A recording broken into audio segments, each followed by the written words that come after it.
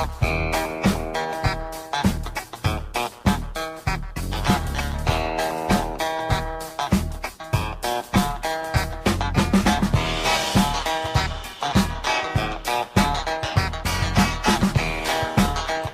up, everybody? Go to 55 here. I'm here to talk about, first off, Vanderbilt football and the continuous allegations with the rape crime down at the university.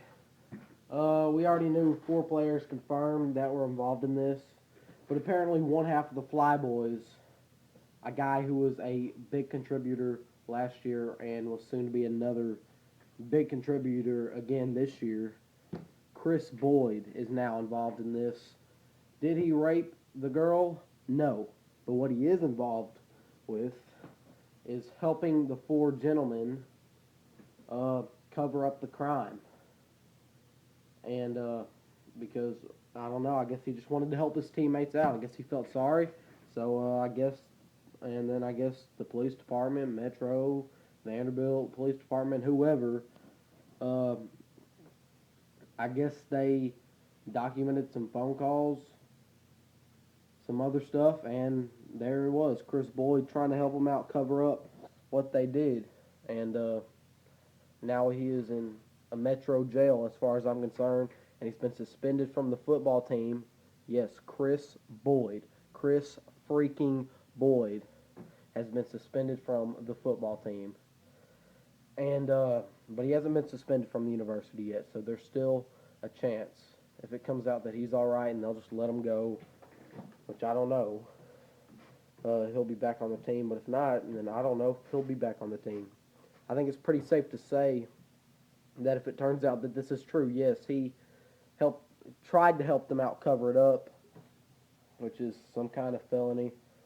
He will do some time over this, more than likely. And he will not play this year. And this sucks because him and Jordan Matthews tear defenses apart. Of course, you feel bad for the woman who was in the center of all this, as she was passed out when it all happened. But then again, Chris Boyd didn't rape her with the 4 other guys. It's just a sucky situation. It just sucks. And it's an embarrassment to the university and how it's being brought up over and over, and there might be another player that we hear about that's been involved in this. Chris Boyd, great wide receiver. It's just amazing how one half of the Flyboys, Chris Boyd, did this, and this will definitely hurt our receiving game. We still got Krause, we still got Jordan Matthews. It just sucks. So it's just disappointing that he tried to help them cover it up. I understand they're all a big family, but it just wasn't the right thing to do on his part, especially when he wasn't involved in it.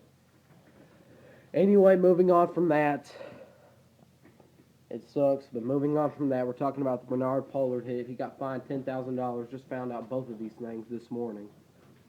He got fined $10,000 for this clip right here. Bootleg for Cousins. It's complete to Morgan again. Big hit on the sideline, and Bernard Pollard has drawn his first 15-yard penalty of the season.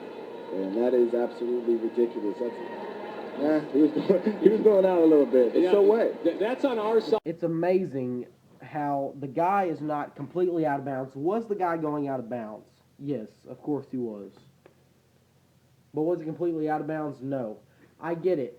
15-yard penalty. You got to expect at least one foul call on Bernard Pollard for 15 yards per game if Bernard Pollard's starting. So we already knew that there was going to be a lot of that because Bernard Pollard, he doesn't intentionally mean to be a dirty player. It's just him and his aggressive nature. And he said that he can't worry about fines. He's just got to go out there and play the game and play how he plays, and he can't let fines contribute to whatever he's doing and how he plays the game. So that's good for him. Plus $10,000 isn't nothing to him anyway, but still isn't anything to Bernard Pollard anyway. But still, it's just the fact that Roger Goodell did that. I mean, let them play football. If it was a head-to-head helmet hit where he hit him in the back of the head or something like that, I guess you got to fine him $10,000. But when he wasn't completely out of bounds and he just flailed on him like this. Absolutely ridiculous.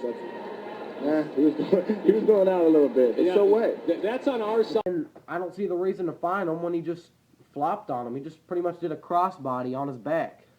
The guy who got hurt more out of that wasn't Bernard Pollard. It wasn't the wide receiver. It was the coach on the sideline. Looks like he got his knees taken out from under him, you know?